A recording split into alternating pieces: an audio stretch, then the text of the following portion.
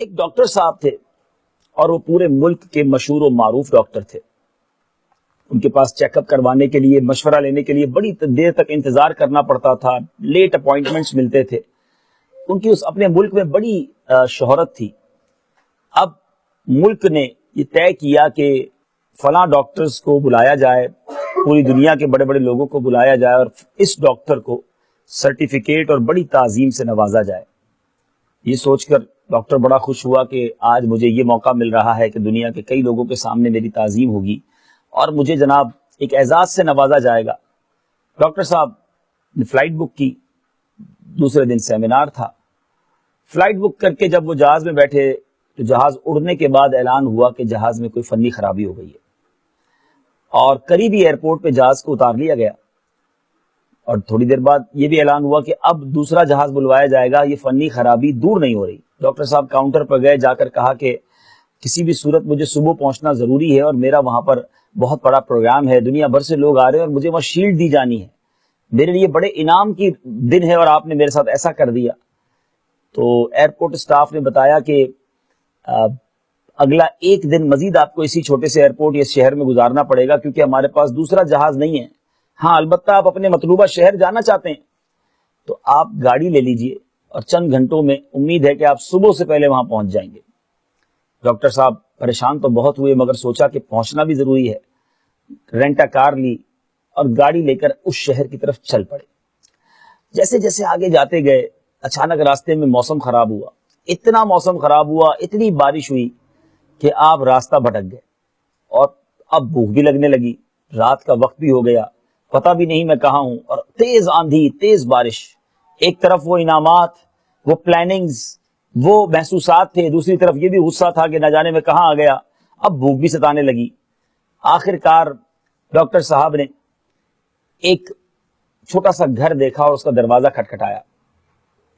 ایک بوڑھی عورت باہر آئی. ڈاکٹر صاحب نے کہا کہ کیا میں آپ کے گھر سے ایک فون کر سکتا ہوں کیونکہ میرا فون بھی ڈیڈ ہو گیا ہے اور موسم بھی بڑا خراب ہے.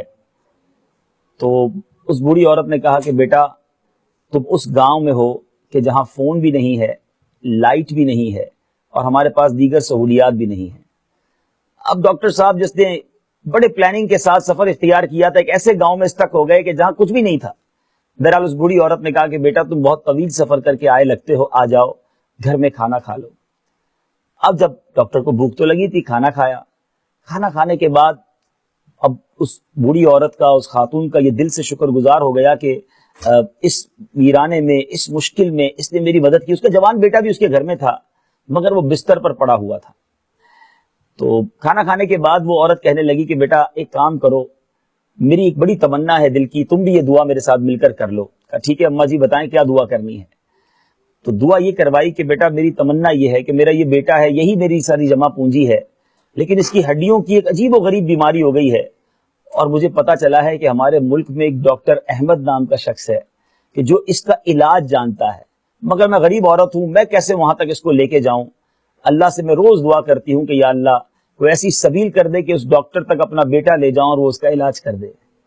یہ سن کر ڈاکٹر صاحب کی آنکھوں میں آنسو آ گئے اور اس بوڑھی عورت سے کہتے ہیں کہ اماں جی آپ کی دعا سن لی گئی ہے. میں ہی ڈاکٹر احمد ہوں. پہلے جہاز میں بیٹھا، جہاز میں جو ہے وہ موسم خراب ہوا، ایک چھوٹے ایئرپورٹ پہ اتار لیا گیا، وہاں سے گاڑی لی کے ٹائم پہ پہنچ جاؤں گا مگر موسم کی خرابی نے راستہ بھلوا دیا اور کہیں اور نہیں میں آپ کے گھر پر آ کر ہی رکا. اللہ تعالیٰ نے کیا سبب بنایا ہے کہ مجھے آپ کے گھر تک پہنچنا تھا، یہ سارے راستے بنائے گئے. بتائیے آپ کے بیٹے کو کیا بیماری ہے، میں علاج کرتا ہوں. اے پردے میں رہ کر سننے والی اسلامی بہنوں، بظاہر تو یہ ایک سٹوری ہے، میں نے کتاب میں پڑھی، لیکن اس کے پیچھے جو راز ہے، اس کے پیچھے جو میسج ہے وہ کتنا شاندار ہے کہ انسان دعا کرے، اپنے رب کو پکارے تو کیسے غیب سے راستے بنتے ہیں، کیسے مشکلیں آسان ہوتی ہیں.